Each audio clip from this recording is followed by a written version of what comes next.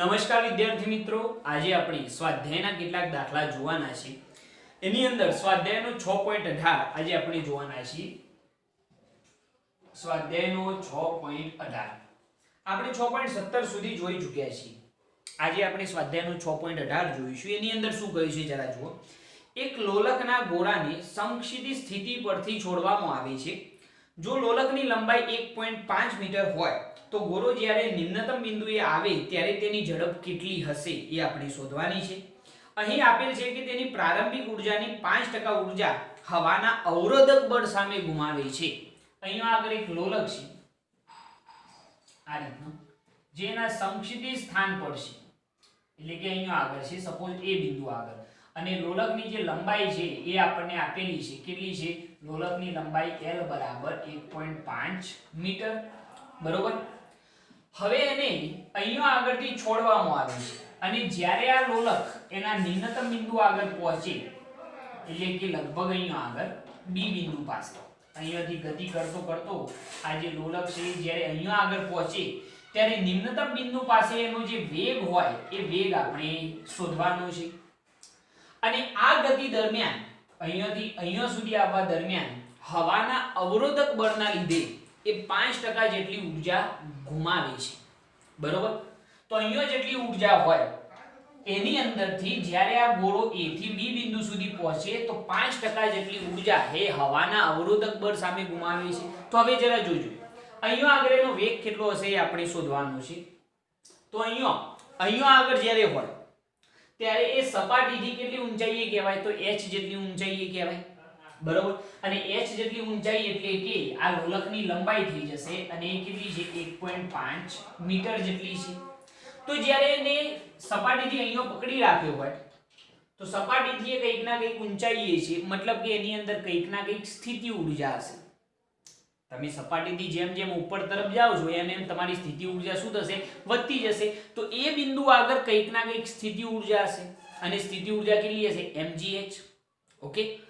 હવે ત્યાંથી એને જ્યારે અહીંયા આગળ છોડવામાં આવે તો જ્યારે B બિંદુ પાસે પહોંચે તો એની જે સ્થિતિ ઊર્જા છે એનું કઈ ઊર્જામાં? તો ગતિ ઊર્જામાં રૂપાંતરણ થયું છે, બરોબર.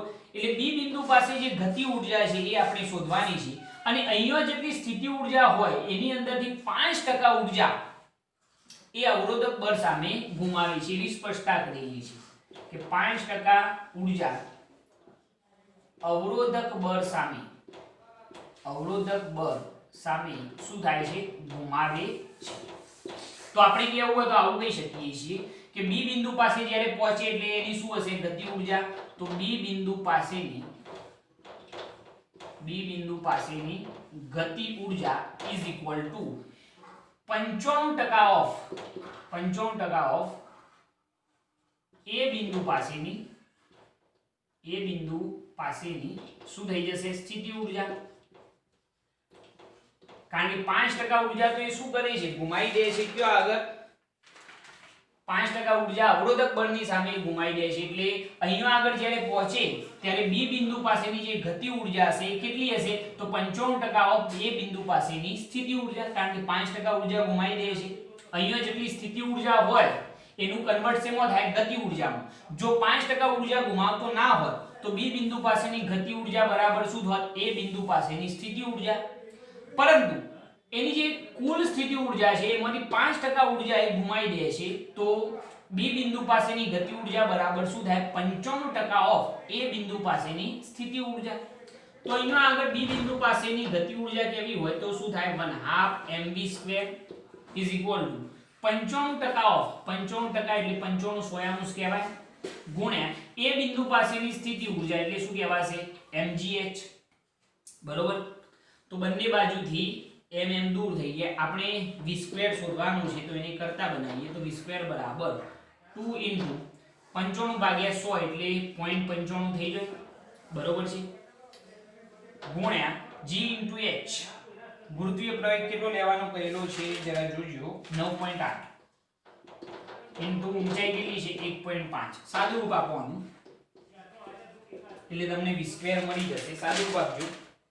v² તમને મળશે લગભગ 27.93 બરોબર, એટલે v બરાબર એનું વર્ગમૂળ કાઢી લો એટલે 5.285 જેટલું થશે મીટર પ્રતિ સેકન્ડ. એટલે કે બી બિંદુ પાસે એનો જે વેગ છે એ વેગ v બરાબર લગભગ જો કેવો હોય વેગ તો 5.3 મીટર પ્રતિ સેકન્ડ જેટલો થશે એવું આપણે કહી શકીએ કે ભાઈ બી બિંદુ પાસે એનો જે વેગ છે લગભગ કેટલો હશે 5.3 મીટર પ્રતિ સેકન્ડ જેટલો હશે. ખ્યાલ આવ્યો આની અંદર? તો આવો ક્વેશ્ચન હોય તો એ ધ્યાન રાખવાનું કે કેટલી ઊર્જા એ અવરોધક બળ સામે ગુમાવે છે. તો બી બિંદુ પાસેની ગતિ ઊર્જા બરાબર એ બિંદુ પાસેની સ્થિતિ ઊર્જાની 95% ઊર્જા જશે. બરોબર છે? ઓકે, ચલો નોટ કરી લો 6.18. એના પછી 6.19 ની આપણે વાત કરીએ. ઓકે, હવે 6.19 જુઓ. સિમ્પલ દાખલો, વન ટાઈપ ઓફ એમસીક્યુ છે કે 300 કિલોગ્રામ દરની એક લારી 25 કિલોગ્રામ રેતીનો કોથળો લઈને ઘર્ષણ રહિત રસ્તા પર 27 કિલોમીટર પ્રતિ કલાકની એક ધારી ઝડપથી ગતિ કરે છે.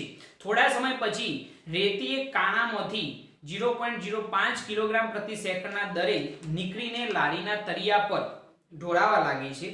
રેતીનો સંપૂર્ણ કોથળો ખાલી થઈ જાય ત્યારે લારીની ઝડપ કેટલી હશે એ આપણે શોધવાની છે. હવે જરા જુઓ કે ઘર્ષણ રહિત સપાટી છે.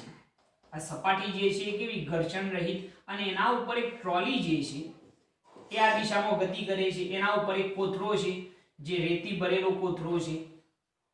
બરોબર, હવે અહીંયા આગળ ઘર્ષણ રહિત સપાટી પર ગતિ કરે છે તો એના લીધે આ જે કોથળો અને ટ્રોલી છે એ બંને અલગ કરેલા તંત્ર તરીકે વર્તવાના છે. હવે જ્યારે કોથળામાંથી રેતી લીક થઈ અને જમીન પર પડે તો પણ આ જે ટ્રોલી છે એના ઉપર કોઈ પણ જાતનું વધારાનું બળ લાગવાનું નથી, એટલે એની ઝડપ કેવી રહેશે? અચળ જ રહેશે. અને ઝડપ કેટલી રહેશે? 27 કિલોમીટર પ્રતિ કલાક જેટલી જ રહેશે, કારણ કે ઘર્ષણ રહિત સપાટી છે એટલે બંને અલગ કરેલા તંત્ર તરીકે વર્તે છે. એની ઝડપમાં કોઈ ડિફરન્સ આવશે નહીં, જે મેં અહીંયા આગળ દર્શાવેલું છે કે ટ્રોલી ઘર્ષણ રહિત સપાટી પર અચળ ઝડપથી ગતિ કરે છે. એટલે ટ્રોલી અને રેતી ભરેલ થેલી કેવા અલગ કરેલા તંત્ર તરીકે વર્તે છે. રેતી લીક થઈને જ્યારે જમીન પર પડે ત્યારે ટ્રોલી પર કોઈ વધારાનું બળ લાગતું નથી, તેથી ટ્રોલી અચળ ઝડપથી ગતિ કરે છે. અને ટ્રોલીની ઝડપ કેટલી હશે? 27 કિલોમીટર પ્રતિ કલાક. ઝડપ બદલાશે નહીં. Okay, one type of MCQ ટાઈપનો દાખલો છે, નોટ કરી લો એને પણ. એના પછી આપણે જોઈએ 6.20 એની અંદર શું કહ્યું છે. ઓકે, હવે આપણે જોઈએ સ્વાધ્યાયનો 6.20 એની અંદર શું કહ્યું છે જરા જુઓ કે 0.5 કિલોગ્રામનો એક પદાર્થ છે જેનું દર આપણને આપેલું છે 0.5 કિલોગ્રામ. દરનો એક પદાર્થ સીધી રેખામાં v બરાબર a * x⁵3/2 થી જાય છે, એટલે કે એનો જે વેગ છે એ આપેલો છે આપણને સમીકરણના રૂપમાં છે ax ની 3/2 ઘાત જેટલા વેગથી જાય છે. જો પ્રવેગ a બરાબર આ જે પ્રવેગ છે એ a બરાબર આપણને વેલ્યુએશન આપેલી છે 5 મીટરની -1/2 ઘાત * સેકન્ડની -1 ઘાત. તેના x બરાબર 0 થી x બરાબર 2 મીટર સ્થાનાંતર દરમિયાન પરિણામી બળ વડે થતું કાર્ય શોધો. x બરાબર 0 થી x બરાબર 2 મીટર સ્થાનાંતર દરમિયાન થતું કાર્ય આપણે શોધવાનું છે. સિમ્પલ દાખલો ભાઈ, ઘણી રીતે સોલ્વ કરી શકાય. સંકલન દ્વારા પણ સોલ્વ કરી શકાય અને કાર્ય ઊર્જા પ્રમેય પરથી પણ સોલ્વ કરી શકાશે. આપણે કાર્ય ઊર્જા પ્રમેયનો યુઝ કરીએ. બરોબર, એની અંદર સૌપ્રથમ તો આપણે એ વસ્તુ સમજવી પડશે કે અહીંયા આગળ જે વેગ આપેલો છે એ વેગ v બરાબર a * x⁵3/2 છે. જો એના ઉપરથી આપણે કેવું હોય તો વેગ v બરાબર ચલો a ની જગ્યાએ આપણે શું લખી શકીએ 5 * x⁵ કેટલી ઘાત થઈ જશે 3/2 થઈ જાય ને. a ની જગ્યાએ 5 લખી શકીએ તો 5 * x⁵3/2 ઘાત થઈ જશે. ઓકે, હવે આની અંદર જરા જુઓ કે આપણે જ્યારે કાર્ય શોધવા જઈએ તો સૌપ્રથમ આપણે એક કામ કરીશું. અહીંયા આગળ એવું હોય તો અલગથી બતાવો ને એટલે તમને ખ્યાલ આવે કે v બરાબર a * x⁵3/2 અને પ્રવેગ a બરાબર આપણને આપેલા છે 5 * મીટરની -1/2 ઘાત * સેકન્ડની -1 ઘાત. એટલે વેગ v બરાબર કેવો હોય તો 5 * x^3/2 ઓકે પરફેક્ટ. હવે જરા જુઓ કે આપણે કેટલા સ્થાનાંતર દરમિયાન થતું કાર્ય શોધવાનું છે. તો x બરાબર 0 થી x બરાબર 2 મીટર દરમિયાન. તો આપણે ધારી લઈએ કે ધારો કે x બરાબર 0 પાસે જે વેગ છે એ v0 બરાબર કેટલો 0. x બરાબર 0 સ્થાને વેગ કેટલો છે 0 અને x બરાબર 2 મીટર અંતરે જો વેગ v બરાબર કેવો હોય તો વેગ v બરાબર 5 x^3/2 તો વેગ v બરાબર 5 x ની જગ્યાએ અંતર કેટલું લખવાનું 2 તો 2 ની કેટલી ઘાત આવશે 3/2 બરોબર. તો એ વખતે વેગ આટલો થઈ જશે મીટર પ્રતિ સેકન્ડ એકમ લખવું હોય તો તમે લખી શકો છો. ખ્યાલ આવી ગયો આની અંદર. જોજો જરા કે x બરાબર 0 પાસે વેગ આપણે કેટલો વિચાર્યો v0 બરાબર 0 અને x બરાબર 2 મીટર અંતરે જે વેગ છે એ વેગ v બરાબર 5 x^3/2 x ની જગ્યાએ 2 મીટર ડિસ્ટન્સ લખેલું છે. ઓકે તો આ વેગ મળી ગયો પ્રારંભિક વેગ અને આ અંતિમ વેગ. x બરાબર 0 પાસેનો વેગ અને આ જે મળ્યો એ x બરાબર 2 મીટર અંતરે પાસેનો વેગ છે. હવે આપણે કાર્ય ઊર્જા પ્રમેયનો જો ઉપયોગ કરીએ કાર્ય ઊર્જા પ્રમેય પરથી જો આપણે કહેવું હોય તો w બરાબર શું થાય ડેલ્ટા k. તો કરવું પડતું કાર્ય w બરાબર ડેલ્ટા k એટલે અંતિમ ગતિ ઊર્જા માઈનસ પ્રારંભિક ગતિ ઊર્જા. તો w બરાબર અંતિમ ગતિ ઊર્જા શું કહેવાય 1/2 mv² માઈનસ પ્રારંભિક ગતિ ઊર્જા 1/2 mv0 નો સ્ક્વેર. હવે જો પ્રારંભિક વેગ તો 0 છે એટલે પ્રારંભિક ગતિ ઊર્જા તો 0 થઈ ગઈ. તો ખાલી આપણે અંતિમ ગતિ ઊર્જા લખવાની તો w બરાબર 1/2 mv². પછી કિંમતો લખીએ તો કરવું પડતું કાર્ય w બરાબર 1/2 m બરાબર કેટલા 0.5 બરોબર અને v નો સ્ક્વેર કરવાનો છે. વેગ v આ રહ્યો એનો સ્ક્વેર કરીને લખવાનો છે. તો સ્ક્વેર શું થશે જરા જુઓ 5 નો સ્ક્વેર ગુણ્યા 2 નો સ્ક્વેર અને એની કેટલી ઘાત છે 3/2 ઘાત. ભાઈ આની અંદર તકલીફ ના થવી જોઈએ હો. વેગ v નો સ્ક્વેર છે v નો સ્ક્વેર તો 5 નો સ્ક્વેર ગુણ્યા 2 ની 3/2 નો સ્ક્વેર એટલે ઘાતની ઘાતનો શું થઈ જાય ગુણાકાર થઈ જાય. ખ્યાલ આવ્યો આની અંદર. તો આ બે શું થઈ જવાના કેન્સલ થઈ જવાના. તો કરવું પડતું કાર્ય w બરાબર 1/2 ગુણ્યા 0.5 ગુણ્યા 5 નો વર્ગ 25 ગુણ્યા 2 નો ઘન શું થઈ જાય 8 એટલે અહીંયા આગળ 2 ચોક 8 થઈ જશે. તો 25 ચોક 100 ગુણ્યા 0.5 બરોબર એટલે કે આ રીતનું થશે 0.5 એટલે આ 5 દશાંશ થઈ જાય ગુણ્યા 25 ચોક કેટલા થઈ ગયા 100. તો આ તો ગયા એ કરવું પડતું કાર્ય w બરાબર કેટલું થઈ જાય 50 જૂલ થઈ જશે. આ આપણો આન્સર થઈ ગયો બરોબર. બહુ સરસ દાખલો મોસ્ટ આઈએમપી અને પ્રમાણમાં એકદમ સરળ છે. ઈઝીલી ટેકલ કરી શકો કોઈ તકલીફ પડે એવી નથી. તમે કાર્ય ઊર્જા પ્રમેયનો ઉપયોગ કરીને આનું સોલ્યુશન લાવી શકશો. ઓકે નોટ કરી લો આને. સંકલન પરથી પણ મેળવી શકાય પરંતુ આ મેથડ તમારા માટે એકદમ સરળ રહેશે. નોટ કરો આને. ઓકે હવે આપણે જોઈએ સ્વાધ્યાયનો 6.21 એની અંદર શું કહ્યું છે જરા જોજો. બહુ સમજવા જેવો દાખલો. એક પવનચક્કીનો પોખિયો ફરે ત્યારે એ જેટલા ક્ષેત્રફળનું વર્તુળ આવરી લે છે. એક પવનચક્કી છે આ રીતની આપણે પવનચક્કી વિચારીએ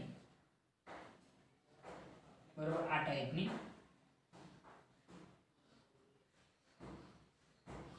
આ ટાઈપની આપણે પવનચક્કી વિચારીએ. સપોઝ એ જ્યારે ફરે છે આ રીતે જ્યારે પવનચક્કી ફરે છે ત્યારે એ જેટલું ક્ષેત્રફળ એ આવરી લે છે.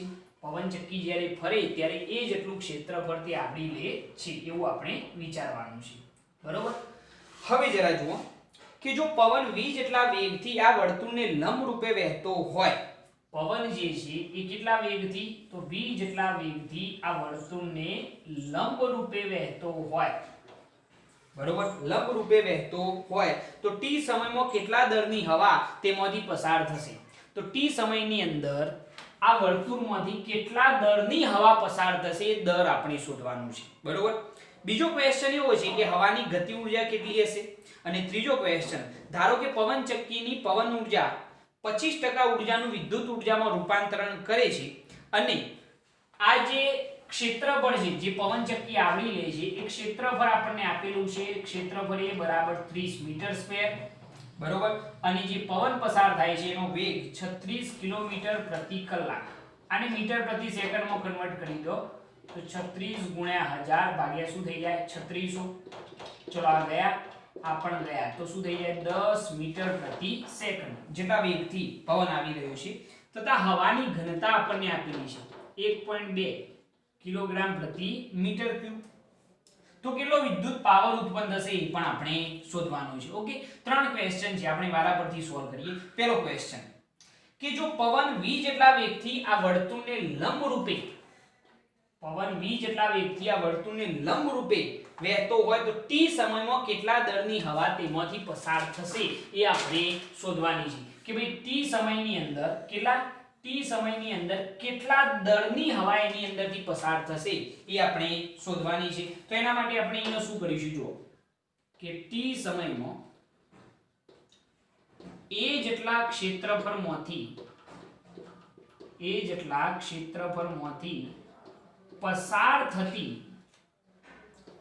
થતી હવાનું જો દર કેવું હોય તો દર m બરાબર ρ ઇન્ટુ શું થાય v.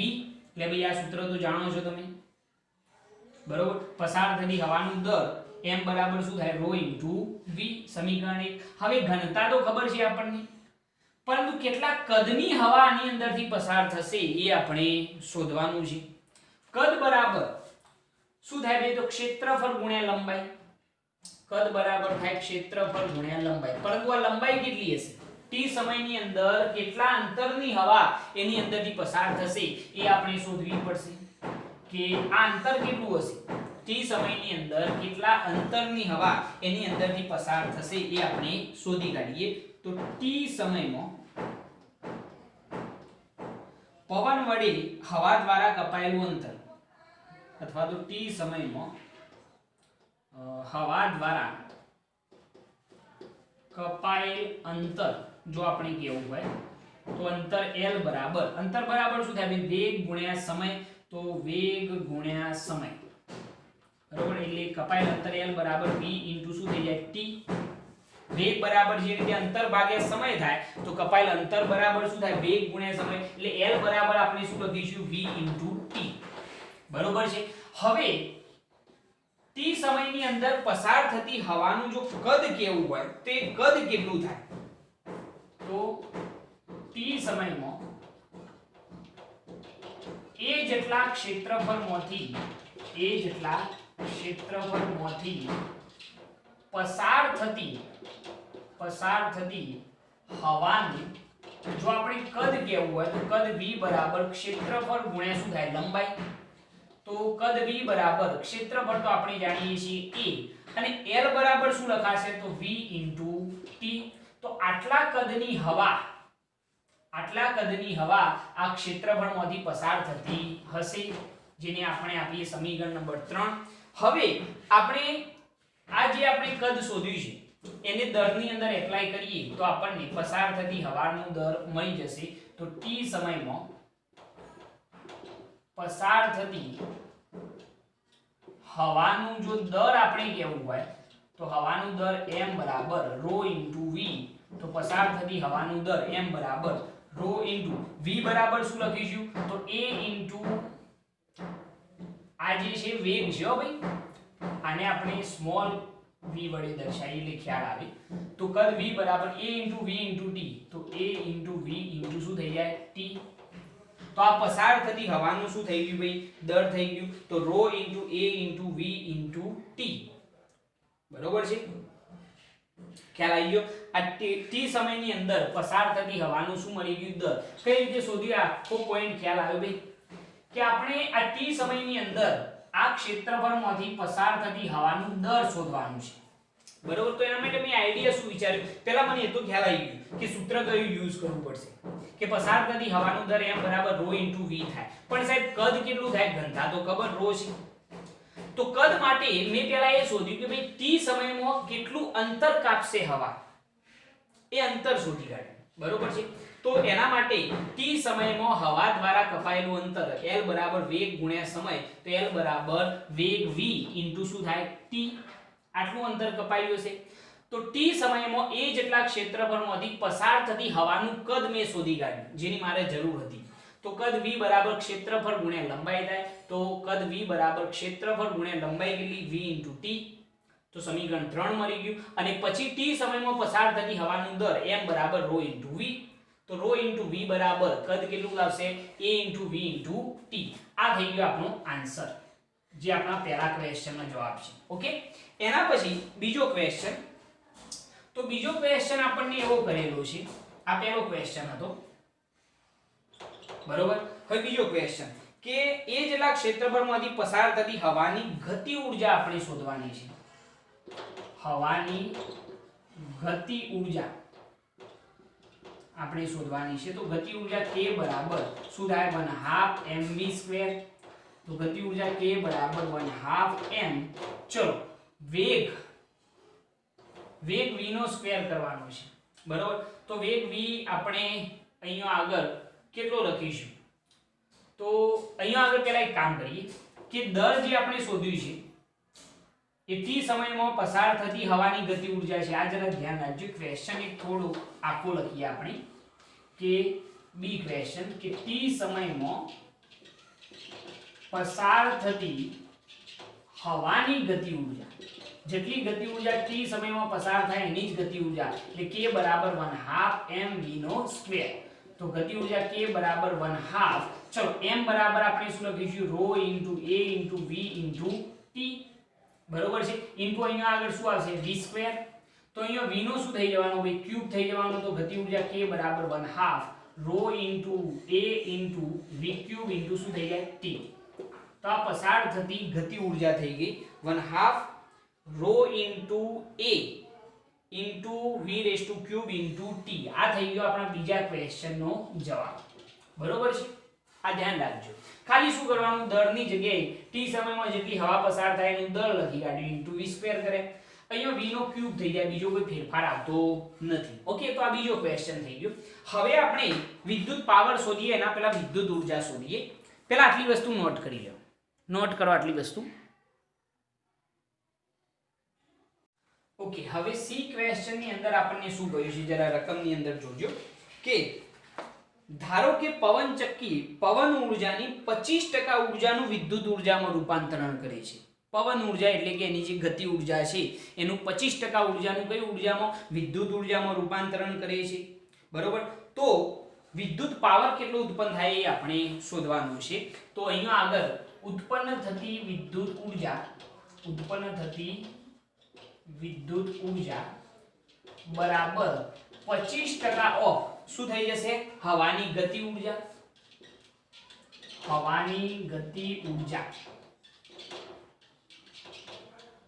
બરોબર છે કે ઉત્પન્ન થતી જે વિદ્યુત ઊર્જા છે એ કેટલી હશે તો 25% ઓફ હવાની ગતિ ઊર્જા. પવન ઊર્જા એટલે કે હવાની ગતિ ઊર્જા, એની 25% ભાગનું શેમાં વિદ્યુત ઊર્જામાં રૂપાંતરણ થાય છે. તો વિદ્યુત ઊર્જા E બરાબર અથવા તો E વિદ્યુત ઊર્જા ઇલેક્ટ્રિકલ એનર્જી.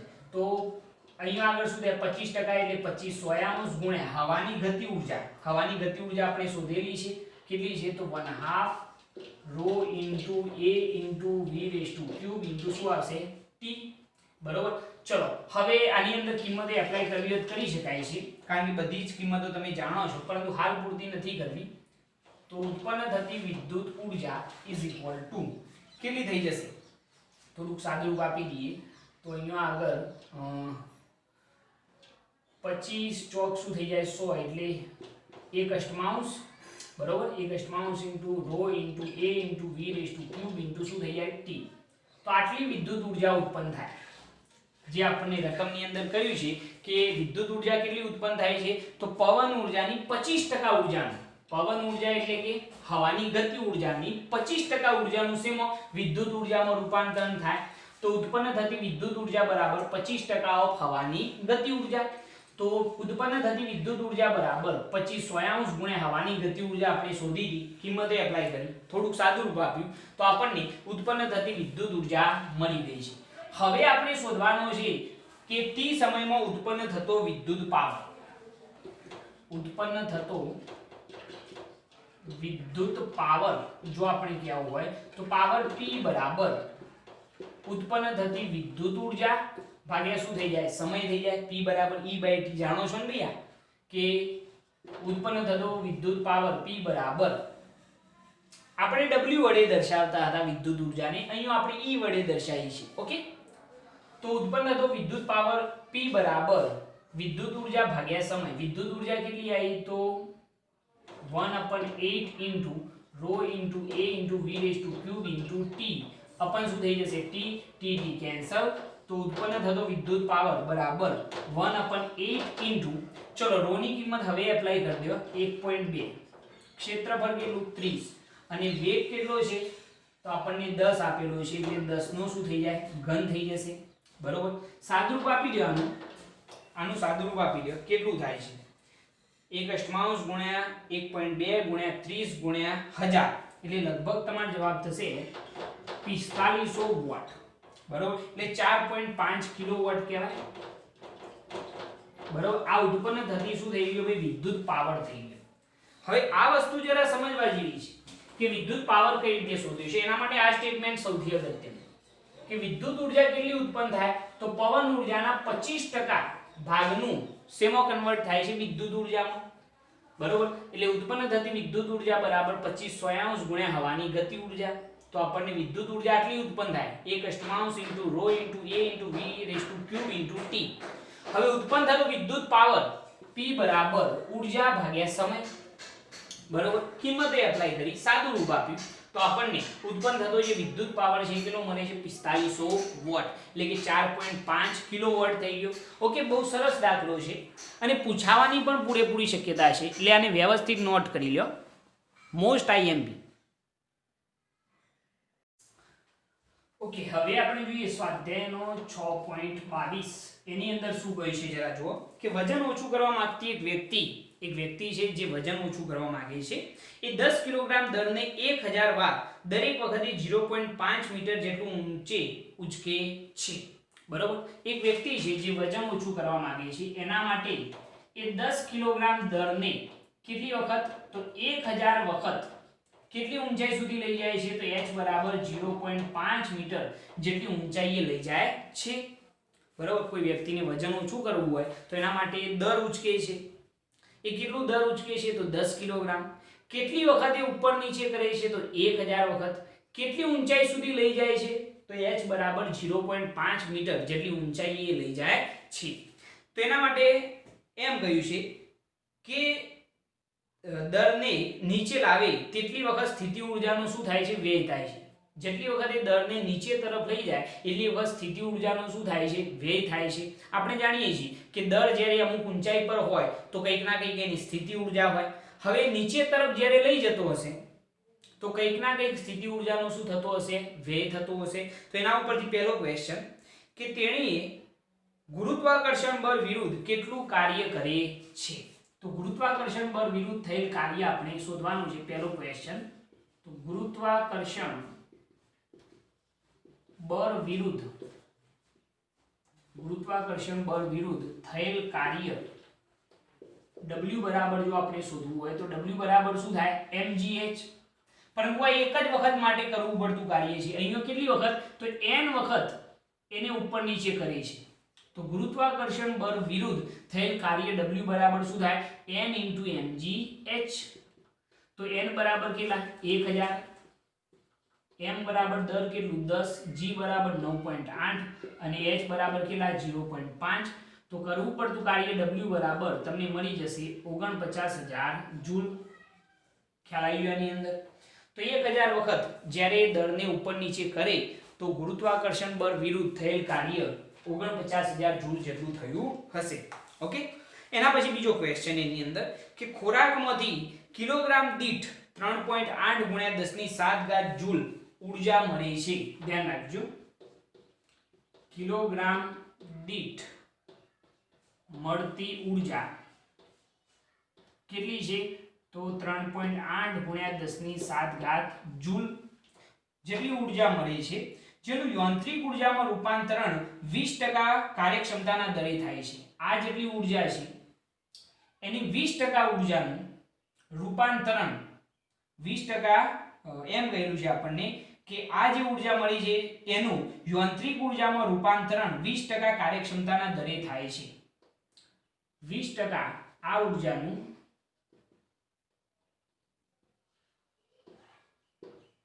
20% ના કાર્યક્ષમતાના દરે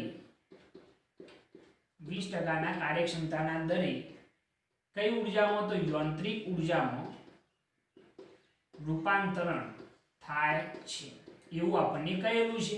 બરોબર કે 1 કિલોગ્રામમાંથી મળતી ઊર્જા કેટલી? 3.8 × 10⁷ જૂલ.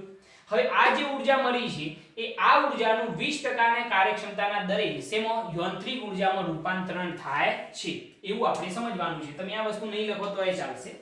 બરોબર, અને કદાચ નહીં લખો તો પણ ચાલશે, આને કાઢી નાખીએ.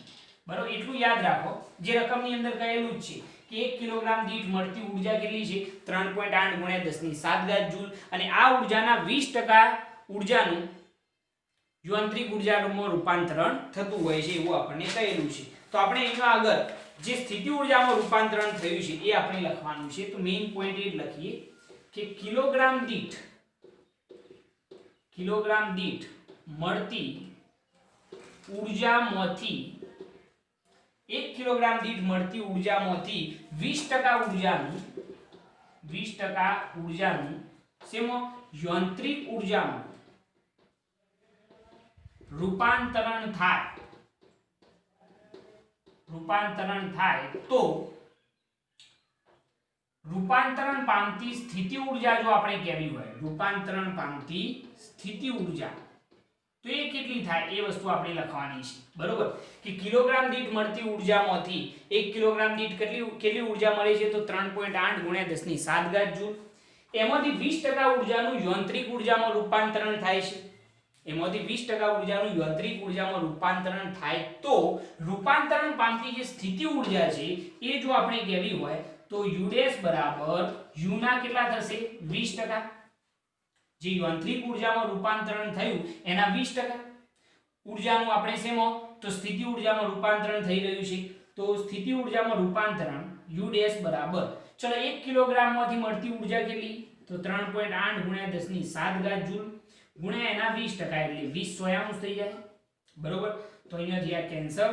આનું સાદું રૂપ આપો તો 3.8 × 2 એટલે 7.6. રૂપાંતરણ પામતી સ્થિતિ ઊર્જા બરાબર 7.6 ગુણ્યા 10⁷ અહીંયા 10 એટલે અહીંયા 10 ની કેટલી ઘાત થશે? 6 ઘાત.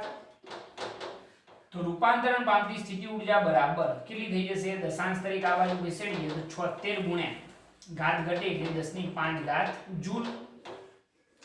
તો રૂપાંતરણ પામતી સ્થિતિ ઊર્જા કેવી હોય તો U' બરાબર કેટલી થાય? 76 × 10⁵ જૂલ થઈ જાય. ઓકે, હવે જરૂરી ફેટ આપણે શોધવાનું છે. બરોબર, એટલે કે ખોરાક. તો આપણે જાણીએ છીએ કે 76 × 10⁵ જૂલ જેટલી ઊર્જા માટે જરૂરી જે ખોરાક છે એ કેટલો થાય? 1 કિલોગ્રામ. તો અહીંયા આગળ આપણે લખીએ કે 76 × 10⁵ જૂલ ઊર્જા માટે જરૂરી ફેટ એટલે કે ખોરાક કેટલો થાય? 1 કિલોગ્રામ. કે 76 × 10⁵ જૂલ ઊર્જા જો મેળવવી હોય તો એના માટે જરૂરી ફેટ એટલે કે ખોરાક કેટલો થયો? 1 કિલોગ્રામ. અહીંયા આગળ આપણને કેટલું કાર્ય કર્યું છે આપણે? તો 49000 જૂલ. તો 49000 જૂલ ઊર્જા માટે જરૂરી ખોરાક એટલે કે ફેટ કેટલું? તો જરૂરી ફેટ જો આપણે કહેવું હોય તો જરૂરી ફેટ એટલે કે ખોરાક કેટલો થઈ જશે? ક્રોસ ગુણાકાર. તો 49000 ગુણ્યા 1 ભાગ્યા 76 × 10⁵. આનું સાદું રૂપ આપી દો. સાદું રૂપ આપશો ને તમે એટલે તમને જવાબ મળશે 6.45 ગુણ્યા 10⁻³ કિલોગ્રામ. બરોબર, આટલા ફેટની જરૂર પડશે જે આપણો બીજો આન્સર છે. બે ક્વેશ્ચન થઈ ગયા. બરોબર, તો આટલી વસ્તુ તમારે ધ્યાનમાં રાખવાની છે. એનાથી વિશેષ કંઈ નથી, પરંતુ બહુ સમજવા જેવી વસ્તુ છે. મોસ્ટ આઈએમપી દાખલો કે એક વ્યક્તિ પોતાનું વજન ઓછું કરવા માટે શું કરે છે? તો 10 કિલોગ્રામ દળને 1000 વખત ઉપર નીચે કરે છે. કેટલી ઊંચાઈએ લઈ જાય? તો 0.5 મીટર. તો ગુરુત્વાકર્ષણ બળ વિરુદ્ધ થયેલું જે કાર્ય છે W બરાબર શું થઈ જાય? N × mgh. ખ્યાલ આવી ગયો? કિંમત એપ્લાય કરો તો એને કરેલું જે ટોટલ કાર્ય છે એ કેટલું થયું? 49,000 જૂલ. હવે આપણને ખ્યાલ છે કે કિલોગ્રામ દીઠ મળતી જે ઊર્જા છે એ આપણને આપેલી છે રકમની અંદર 3.8 × 10⁷ જૂલ. એમાંથી 20% ઊર્જાનું યાંત્રિક ઊર્જામાં રૂપાંતરણ થાય છે, બરાબર? એવું આપણને કહેલું છે. તો એના ઉપરથી જો લખવું હોય તો કિલોગ્રામ દીઠ મળતી ઊર્જામાંથી 20% ઊર્જાનું યાંત્રિક ઊર્જામાં રૂપાંતરણ થાય તો રૂપાંતરણ પામતી જે સ્થિતિ ઊર્જા છે એ U ડેશ બરાબર U ના કેટલા થઈ જાય? 20%. તો U ડેશ બરાબર રૂપાંતરણ પામતી સ્થિતિ ઊર્જા છે આ. તો U બરાબર 1 કિલોગ્રામમાંથી મળતી ઊર્જા કેટલી? કિલોગ્રામ દીઠ મળતી ઊર્જા એટલે U કહેવાય ને. તો એ કેટલી? 3.8 × 10⁷ × 20 100°. તો રૂપાંતરણ પામતી સ્થિતિ ઊર્જા કેટલી થઈ? 76 × 10⁵ જૂલ. હવે આટલી ઊર્જા માટે જરૂરી ફેટ કેટલું થાય? તો 1 કિલોગ્રામ. તો આટલી ઊર્જા માટે જરૂરી ફેટ કેટલું એ આપણે શોધવાનું છે. તો જરૂરી ફેટ બરાબર 49,000 × 1 ભાગ્યા 76 × 10⁵. તો જરૂરી ફેટ કેટલું થઈ જશે? 6.45 × 10⁻³ કિલોગ્રામ. ઓકે, સિમ્પલ દાખલો છે પરંતુ સમજવા જેવો. નોટ કરી લો આને, નોટ કરી લો. ઓકે, હવે આપણે જોઈએ સ્વાધ્યાયનો 6.23. તેની અંદર શું કહ્યું છે જરા જુઓ. એક કુટુંબ 8 કિલોવોટ પાવરનો ઉપયોગ કરે છે. એક કુટુંબ છે જે 8 કિલોવોટ પાવરનો ઉપયોગ કરે છે. પહેલો ક્વેશ્ચન એની અંદર કે સમક્ષિતિજ સપાટી પર સૂર્ય ઊર્જા સીધી જ 1 ચોરસ મીટર દીઠ 200 વોટ જેટલા સરેરાશ દરથી આપાત થાય છે. જો આની 20% ઊર્જાનું ઉપયોગી વિદ્યુત ઊર્જામાં રૂપાંતરણ થઈ શકતું હોય તો 8 કિલોવોટ મેળવવા માટે જરૂરી મોટું ક્ષેત્રફળ કેટલું જોઈએ? બરોબર, આપણે ઊર્જા કેટલી મેળવવાની છે? 8 કિલોવોટ, અને એના માટે જરૂરી ક્ષેત્રફળ કેટલું હશે એ આપણે શોધવાનું છે. હવે જરા રકમ જોજો. શું કહ્યું છે કે એક કુટુંબ 8 કિલોવોટ પાવરનો ઉપયોગ કરે છે. Okay, total. પહેલો ક્વેશ્ચન કે સમક્ષિતિજ સપાટી પર સૂર્ય ઊર્જાનું સીધી જ 1 ચોરસ મીટર દીઠ 200 વોટ જેટલા સરેરાશ દરથી આપાત થાય છે. સૂર્ય ઊર્જા 200 વોટ જેટલા સરેરાશ દરથી આપાત થાય છે. જો આની 20% ઊર્જાનું જ વિદ્યુત ઊર્જામાં રૂપાંતરણ થતું હોય તો રૂપાંતરણ થઈ શકતું હોય તો 8 કિલોવોટ મેળવવા માટે જરૂરી ક્ષેત્રફળ કેટલું હશે એ આપણે શોધવાનું છે. તો પહેલા એ વસ્તુ સમજો કે સૂર્ય ઊર્જામાંથી રૂપાંતરણ પામતી વિદ્યુત ઊર્જા જો આપણે કહેવી હોય તો એ 200 વોટના સરેરાશ દરથી સૂર્ય ઊર્જા આપાત થાય છે. એમાંથી માત્ર ને માત્ર 20% ઊર્જાનું રૂપાંતરણ થાય છે. એટલે કે 200 ના કેટલા ટકા? 20% ઊર્જાનું જ રૂપાંતરણ થાય છે, બરોબર? તો રૂપાંતરણ પામતી વિદ્યુત ઊર્જા કેવી હોય તો 200 × 20 100° થઈ જાય. તો આ ગયા એટલે 20 દુ કેટલા? 40 વોટ પ્રતિ શું થાય? Metre square. ખ્યાલ આવી ગયો કે સૂર્ય ઊર્જામાંથી રૂપાંતરણ પામતી વિદ્યુત ઊર્જા જો કેવી હોય તો 200 વોટના સરેરાશ દરથી ઊર્જા આપાત થાય છે, અને એમાંથી માત્ર 20% ઊર્જાનું જ રૂપાંતરણ થાય છે વિદ્યુત ઊર્જામાં. તો સૂર્ય ઊર્જામાંથી રૂપાંતરણ પામતી વિદ્યુત ઊર્જા બરાબર 200 વોટના 20%. તો 200 × 20 100° એટલે રૂપાંતરણ પામતી વિદ્યુત ઊર્જા કેટલી થઈ? 40 વોટ પ્રતિ મીટર સ્ક્વેર. હવે આ જે કુટુંબ છે એ કુટુંબને જરૂરી પાવર કેટલો છે? જરૂરી ઊર્જા કેટલી છે? 8 કિલોવોટ. તો કુટુંબને જરૂરી ઊર્જા જો આપણે કહેવી હોય તો એ કેટલી છે? 8 કિલોવોટ. 8 કિલોવોટ એટલે કે આપણે કહેવી હોય તો 8 × 10⁻³ વોટ કહેવાય. એટલે લગભગ કહેવા હોય તો 8000 વોટ પાવર સપ્લાયની જરૂર છે આ કુટુંબને. તો અહીંયા આગળ આપણે લખીએ તો આના ઉપરથી શું લખાય છે જોજો કે અહીંયા આગળ લખીએ આપણે વિદ્યુત પાવર કેટલું ક્ષેત્રફળ જોશે શોધી કાઢવાનું. અહીંયા વિદ્યુત પાવર અને અહીંયા આગળ જરૂરી ક્ષેત્રફળ. હવે જરા સમજો કે 40 વોટ પ્રતિ મીટર સ્ક્વેર જેટલી ઊર્જાનું રૂપાંતરણ થયું વિદ્યુત ઊર્જામાં, તો 1 મીટર સ્ક્વેર દીઠ મળતો પાવર કેટલો થાય? 40 વોટ. એટલે કે 40 વોટ જેટલો વિદ્યુત પાવર તમારે મેળવવો હોય તો એના માટે જરૂરી ક્ષેત્રફળ કેટલું થાય? 1 મીટર સ્ક્વેર. આ કુટુંબની જરૂરી ઉર્જા કેટલી છે 8000 વોટ. તો 8000 વોટ માટે જરૂરી ક્ષેત્રફળ કેટલું? તો જરૂરી ક્ષેત્રફળ A બરાબર 8000 ગુણ્યા 1 ભાગ્યા કેટલા થશે 40. બરોબર. તો અહીંયા આગળ 200 ચોક 800. તો જરૂરી ક્ષેત્રફળ A બરાબર કેટલું થઈ ગયું 200 મીટર સ્ક્વેર. જરૂરી ક્ષેત્રફળ કેટલું થઈ ગયું 200 મીટર સ્ક્વેર.